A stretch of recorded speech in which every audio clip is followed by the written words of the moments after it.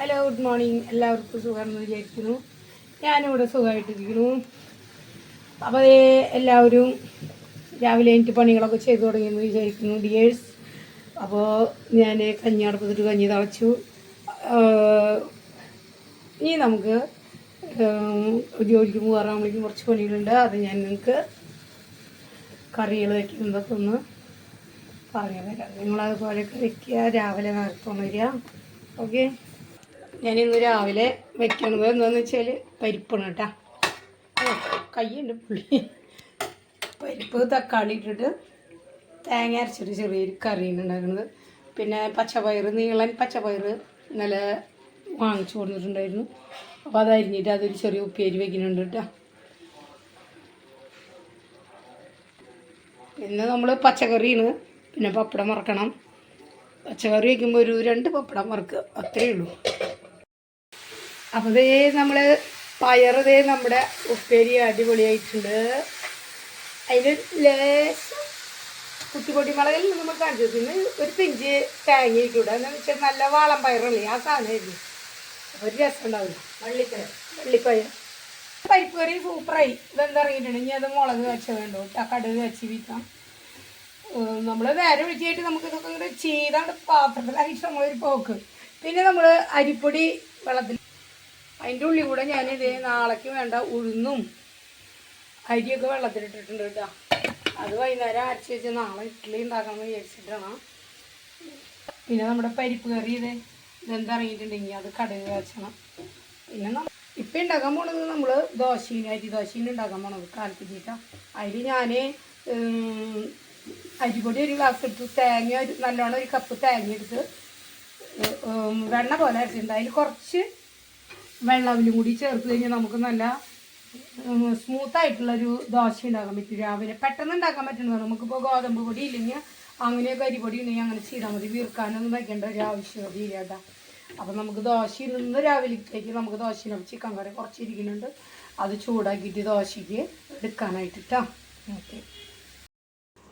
അപ്പോൾ നമ്മുടെ പരിപ്പ് കടുക് വെച്ച് വീത്താൻ പോണ്. ദോശ ഉണ്ടാക്കുന്നുണ്ട്. അതിൻ്റെ ഉള്ളിൽ കൂടെ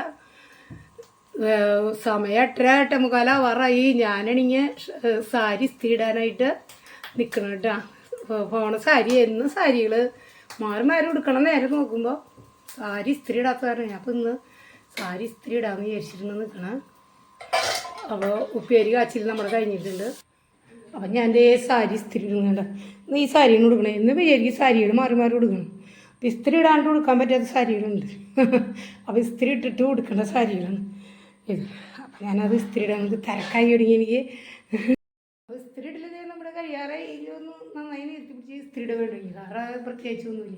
അപ്പോൾ ഞാൻ ഈ ചെടിക്ക് വെള്ളം ചാണകം കലക്കി വെച്ചിട്ടുണ്ട്. ചാണകം വെള്ളം ഒന്ന് ഒഴിച്ചു കൊടുക്കണം. അത് ഒഴിക്കാനുള്ള തിരക്കില്ല. മണി 8:45 സമയമൊക്കെ ഇപ്പോൾ പോകും. 9:15 ആകുമ്പോഴേക്കും പണികൾ കഴിയണം. ഈ 6 മണിക്കൂറുള്ളൂ. അപ്പം ഞാൻ അതൊക്കെ ചെയ്യണം കേട്ടോ. അപ്പം ഞാനിത് പണിയൊക്കെ കഴിഞ്ഞു കേട്ടോ. എല്ലാം സെറ്റായി കഴിഞ്ഞു. പാത്രത്തിൽ ചോറ് ഒക്കെ ബാഗിലേക്ക് പോയി, സമയം പോയി. അപ്പം ഞാൻ ഒരു ദോശ തിന്നും. ഞാൻ 2 ദോശ കൊണ്ടുപോകുന്നുണ്ട് കേട്ടോ അവിടെ ചെന്നിട്ട് കഴിക്കാൻ. ഇത് ഞാൻ കഴിച്ചിട്ട് ഞാൻ നോക്കി കോപ്പയിലുള്ള എല്ലാ കഞ്ഞിവെള്ളം കുടിക്കും കേട്ടോ. അതെൻ്റെ കാലത്ത് ഇങ്ങനെ ഭക്ഷണം കഴിഞ്ഞ ആ കഞ്ഞിവെള്ളം കിട്ടി എനിക്ക് ബലമായി. കൊഴുപ്പാന്നൊക്കെ പറയും. പക്ഷെ ഞാൻ ആ കഞ്ഞിവെള്ളം കുടിച്ചാൽ എനിക്കൊരു ശരീരത്തിനൊരു സുഖമാണ്. അപ്പം ഞാനിനി ഇത് കഴിക്കട്ടെ കേട്ടോ. ചെടിയിലൊന്നും എൻ്റെ അടി ഞാൻ പോട്ടെ. ചെടിക്ക് വെള്ളം ഒഴിച്ചിട്ട് ചാണക വെള്ളം ഒഴിക്കാൻ നേരെ കിട്ടിയില്ല. ചെടി എന്താണെന്ന് വെച്ചാൽ സമയം കിട്ടിയില്ല. ജോസേട്ടൻ വന്നിട്ടൊന്ന് കൊണ്ടുപോകും. ജോസേട്ടൻ 9:50 ഞാൻ നേരം കണ്ടമാനമായി മനസ്സിലായോ. അത് കാരണം ഞാൻ വേഗം കൊണ്ടു. ചെടിക്ക് ഞാൻ വൈകുന്നേരം വന്നിട്ട് വെള്ളം ഒഴിക്കാമെന്നാണ് വിചാരിച്ചത്.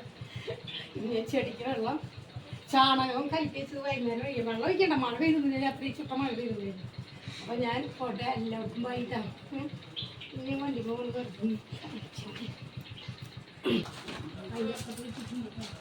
ആ അപ്പച്ചനോട് പറഞ്ഞപ്പോൾ